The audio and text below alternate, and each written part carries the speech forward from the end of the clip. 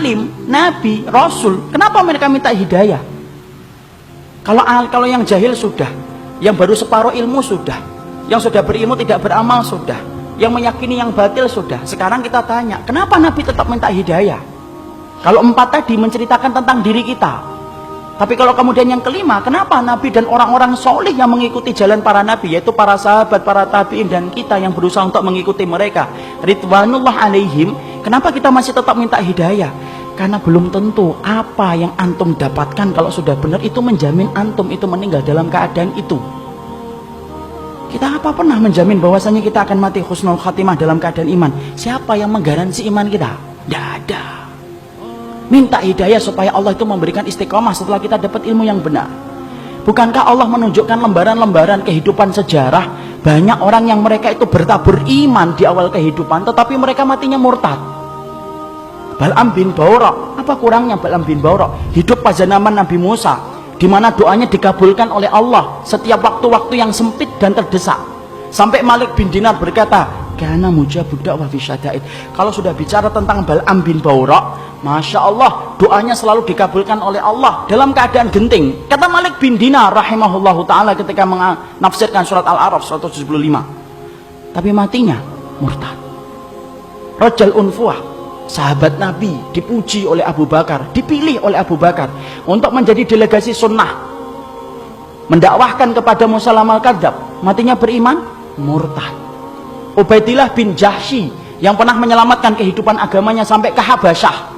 Ketika Nabi masih di Mekah, ikut di dalam hijrah yang pertama, hijrah yang kedua ke Habasyah. Beriman? Tidak, murtad di Habasyah. Kecintaannya minum khamr menjadikan dia murtad.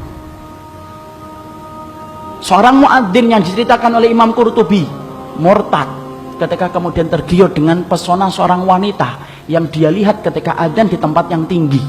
Orang dulu ketika adzan naik ke tempat yang tinggi, melihat seorang wanita begitu cantik turun, ini gentle dia ini. Turun, dia katakan dia cinta sama wanita itu. Wanita itu berkata, "Tidak bisa kamu nerima kamu, karena kami Nasrani dan kamu Muslim." Loh, dengan apa saya bisa diterima? Berpindah kepada Nasara. Pindah, ikhwan. Murtad, meninggalnya di hari dia meninggal dunia. Akan mencampuri istrinya, naik ke atap, kemudian jatuh. Belum sempat mencampuri wanita yang menjadikan dia murtad. Siapa yang menjamin? Ini yang kemudian kita khawatirkan. Minta terus hidayah.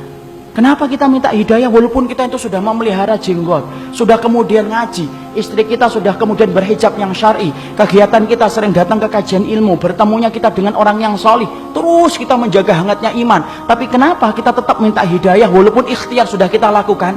Karena tidak ada yang menjamin antum akan masuk surga kecuali Allah. Ya, makanya sampai dikatakan oleh Rasulullah, ada di antara kalian, fa inna ahadakum la ya'malu bi amali ahlil jannah hatta yakuna bainahu wa bainaha illa dhira'un fayasbiqu alaihi alkitab fayamalu bi amali ahli nari hatta yadkhuluha. Makanya sampai Nabi beliau bersabda, ada di antara kalian yang melakukan amalan surga sampai antara dia dengan surga tinggal sejengkal, tinggal sejengkal ikhwan. Satu amalan tak langsung masuk surga itu harusnya, tapi ternyata catatan takdir mendahului apa yang dia lakukan.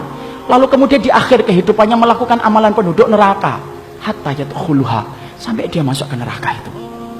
Ada pula yang sebaliknya, fa inna ahadakum la ya'malu bi amali ahli nar hatta yakuna bainahu wa bainaha illa dhira'un fayasbiqu alaihi alkitab fayamalu bi amali ahli jannah hatta yadkhuluha. Nabi kemudian berkata sebaliknya, ada pula di antara kalian yang melakukan amalan penduduk neraka terus sampai antara dia dengan neraka tinggal sejengkal tak, kata Nabi. Tetapi catatan takdir mendahului apa yang dia lakukan. Dia melakukan amalan penduduk surga sebelum meninggal dunia, lalu kemudian Allah masukkan ia ke dalam surga. Antum tahu Usairim bin Abdul Ashhal? Usairim bin Abdul Ashhal, seseorang sahabat yang dikatakan oleh Nabi sebagai penduduk surga, tapi keningnya tidak pernah dipakai untuk bersujud kepada Robnya. Karena apa? Masuk Islamnya belum ada 24 jam. Ketika dia masuk Islam mengucapkan syahadat, dia bertanya, sholat? Belum waktunya sholat. Apa yang saya lakukan? Ayo berjuang bersama Rasulullah. Berjuang bersama Rasulullah SAW dan para sahabat. Ketika kemudian dalam peperangan tersebut Allah takdirkan dia meninggal dunia. Ketika meninggal dunia, Maka rame para sahabat membicarakan tentang Usairim bin Abdul Asyhal. Sampai Abu Hurairah berkata, inilah penduduk surga yang belum pernah menempelkan keningnya untuk mencium bumi bersujud kepada Allah. Itulah Usairim bin Abdul Asyhal. Siapa yang jamin, ikhwan? Jangan sombong kalau kita hari ini sudah ngitibak. Jangan sombong ketika kita hari ini sudah ngaji. Belum tentu itu akan menjadi jaminan bahwasanya itu menjadi keimanan kita ketika meninggal dunia. Jangan maghrur. Apa itu maghrur? Tertipu dengan amalan kita, merasa bahwasanya amalan kita itu akan pasti menjadikan kita masuk surga. Siapa yang jamin? Minta hidayah kepada Allah supaya kemudian kita diberikan oleh Allah. Kalau antum betul-betul orang yang solih, supaya hidayah yang antum minta menjadikan antum diberikan istiqomah sampai antum meninggal dunia. Itu yang kita minta kepada Allah. Inilah pentingnya hidayah. Makanya di dalam kehidupan kita sampai Allah terangkan doa yang pertama bukan doa meminta ampunan. Doa yang pertama bukan meminta surga. Doa yang pertama di dalam Al-Quran bukan meminta perlindungan dari neraka. Tapi doa yang pertama, ikhwan, antum sebagai hambanya Allah diajarin oleh Allah. Kita diajarin oleh Allah, minta hidayah. Karena kalau antum sudah dapat hidayah, antum diampuni oleh Allah. Kalau antum sudah dapat hidayah, antum dimasukkan surga oleh Allah. Kalau antum minta hidayah, antum akan dijaga dari api neraka. Dan itu didahului dengan hidayah.